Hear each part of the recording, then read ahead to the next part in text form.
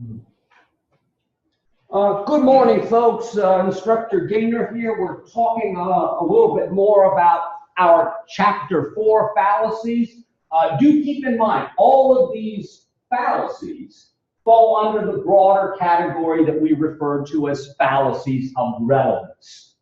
Now, we call them fallacies of relevance because there is some failure to make a connection between our drawing the conclusion and the premises being true. In other words, whether or not the premises are true or not, they don't in fact support whether or not we should accept or reject the conclusion. Because they may seem like they're related issues, but they're actually not related issues. Ergo, we call them all fallacies of relevance. Now, we already talked about what's known as the ad hominem fallacy. And I'm not going to go over that again, but guess what? We're going to get some review of it because of the next one on the author's list. The author also talks about a related concept. And by the way, I am not going to use this name. I'm going to just put it under the broader category of ad hominem for our purposes. But it's what the author calls guilt by association. Now, the ad hominem, strictly speaking, is almost always ad hominem abusive. In other words, we will argue that we ought to reject an argument because the person making the argument is awful, has bad character, etc., etc. Now, the guilt by association version that the author is talking about is not abusive towards the actual arguer. But what it does is it will associate the person making the argument with some group of people who they hope that you, the audience, will find to be suspect. In other words, there can't be anything good with that guy's argument. After all, he is part of the nefarious Freedom Caucus.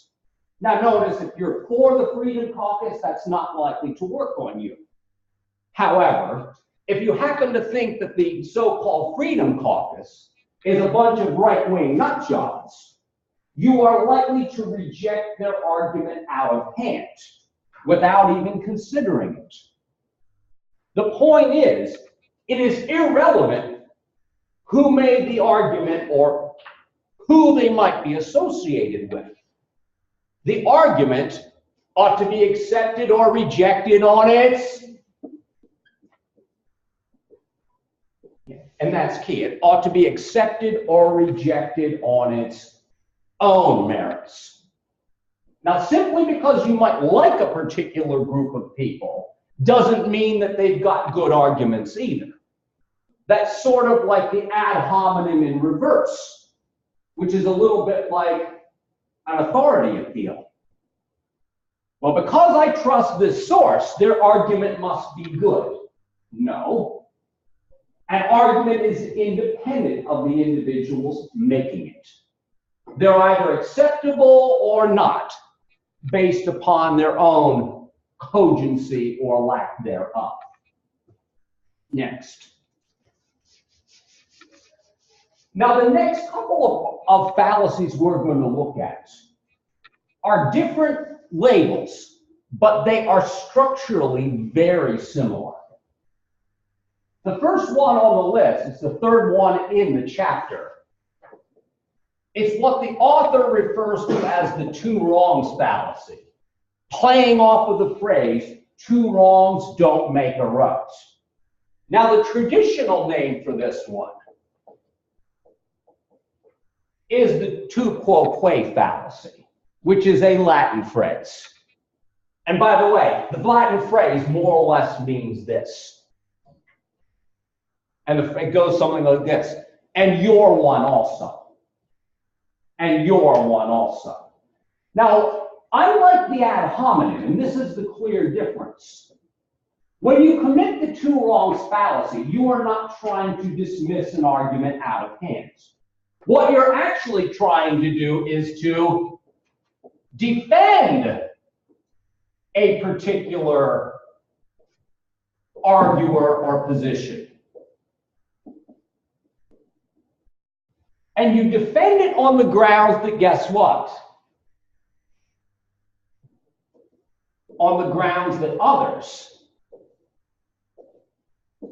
others have believed or done similarly.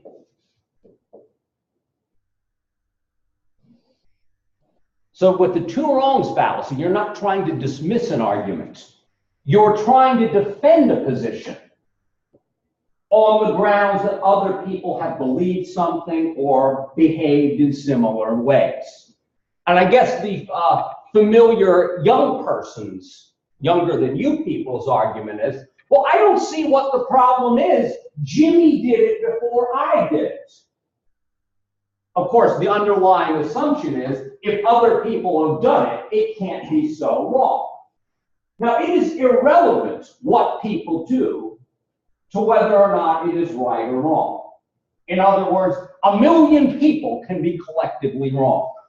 Simply because other people have behaved in a particular way doesn't make it right and doesn't justify anything.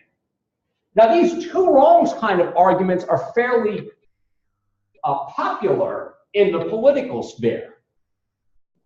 Because let's say that one of the political parties behaves badly. The strong partisan might defend that position by saying, well, the other party did the same thing. I don't see what the big deal is. Well, guess what? The fact that somebody else committed a wrong in the past doesn't legitimize your committing a wrong right now. Right and wrong is not determined by what people do. Right and wrong is determined by other factors. So simply because others have behaved similarly actually justifies nothing whatsoever. What people do is irrelevant to what they ought to do. Shall I go for more low-hanging fruit examples? Let's say that somebody is busted for speeding. And somebody says, yeah, officer, I know I was going 15 miles over the limit. But there were two cars that had blown by me who were going 15 miles more than I was going. I don't see what the big deal is. Well, the fact that they were breaking the law too doesn't magically make you not break the law. In other words, the fact is you still broke the law. Simply because other people broke it more egregiously does not get you off the hook. Yeah, it is irrelevant to whether or not you broke the law or not. Was that a pretty easy example? And I wanted to make it a familiar kind of example rather than, some highfalutin, political example that might make you glaze over. Next. Appeal to popularity. Argument ad populum.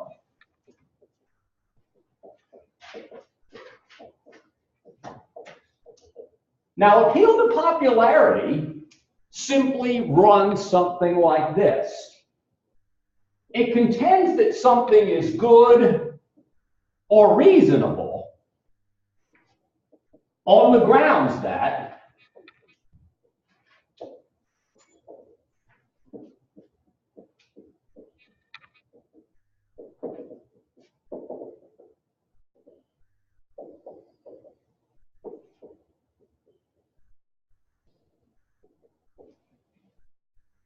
it argues that an action or position or behavior is good or reasonable on the grounds that many people, high population, like it or find it to be reasonable. Now you'll notice that something being reasonable is not determined by whether or not a lot of people accept it. Truth and falsity is not just a matter of opinion. Good reasoning is not just a matter of opinion. And if I can go for the easy example for why this is the case, I've heard some people say 1 million people can't be wrong. Well, guess what? There's plenty of cases where more than 1 million people were wrong. Simply because an idea is popular ought not to legitimize it. It doesn't logically. Now, there's a psychological reason why the appeal to popularity seems to be reasonable. Notice I say seems to be reasonable. And that's because of the psychological safety in numbers. We might mistakenly assume that because a lot of people hold a point of view, that it must be reasonable.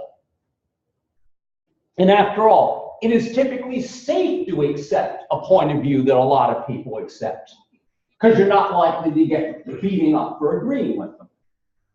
But simply because an idea is popular does not mean it's factually correct, doesn't mean the product is of good quality, etc., etc.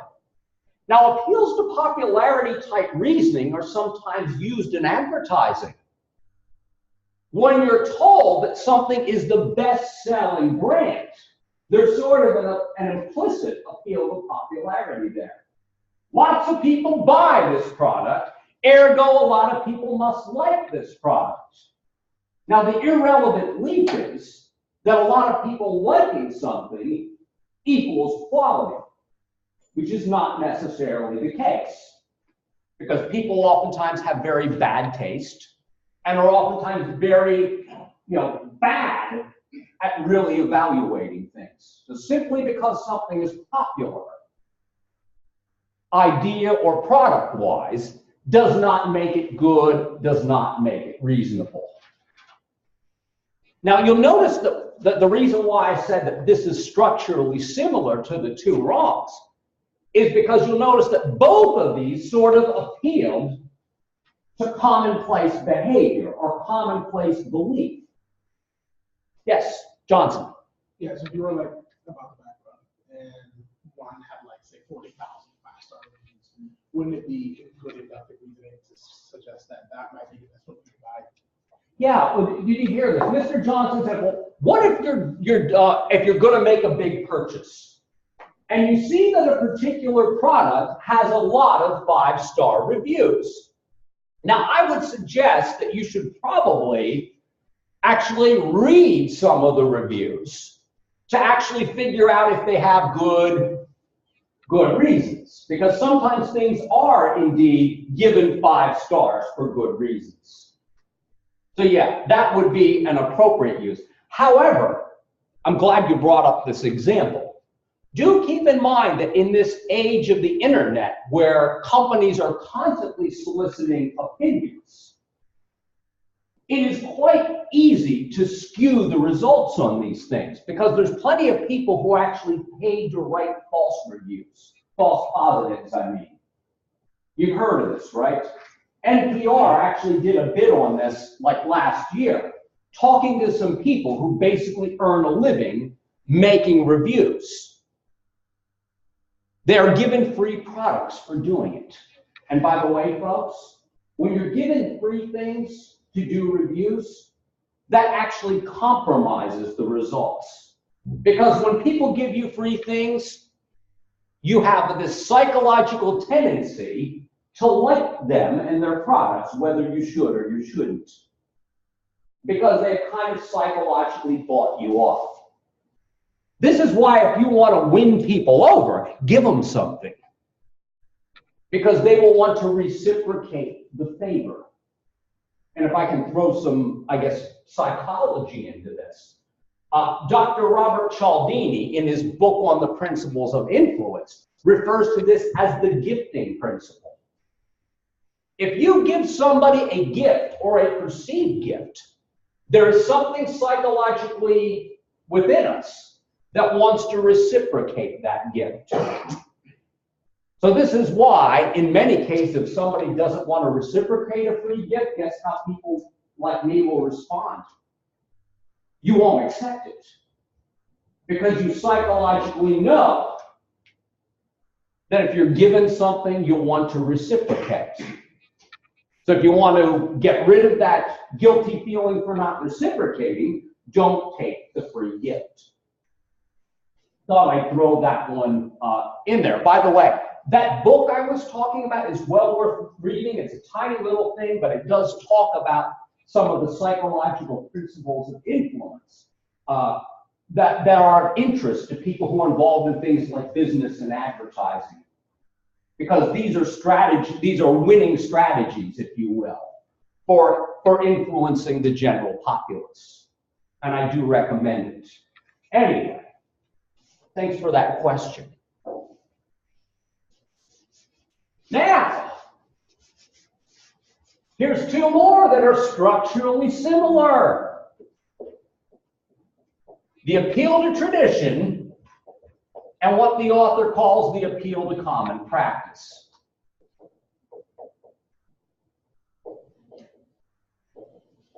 Folks, these two concepts really are structurally exactly like the ones we just looked at.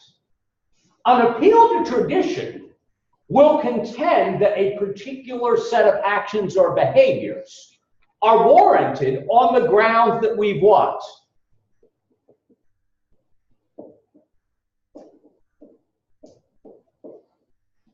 On the grounds that we've always done it that way. And to borrow a line from one of my wife's coffee mugs, it's from that I think they're called demotivators. You've seen these? Yeah. It says, simply because we've always done it that way doesn't mean it's not radically stupid. Simply because we've always done it a particular way doesn't mean it's not stupid. In other words, simply because something is a tradition doesn't mean that it's reasonable, rational, or justified. As a matter of fact, following tradition is a psychological justification because we have comfort in things like traditions. But simply because something is a tradition doesn't make it reasonable. Now, similarly, and this sounds like a conversation we just had a minute ago about the two wrongs fallacy. Simply because people commonly do X, whatever X happens to be, does not make it reasonable and does not morally legitimate it. If you're going to morally legitimate something, you ought to give reasons that are related to ethical principles. The fact that a whole lot of people do X does not morally legitimate it. It may seem to psychologically legitimate it, but that's a totally different issue. Psychologically, it will seem to legitimate it because there's that safety in numbers principle.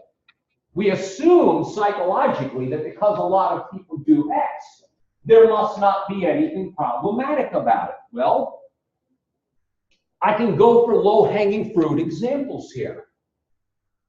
Slavery was part of America's way of life.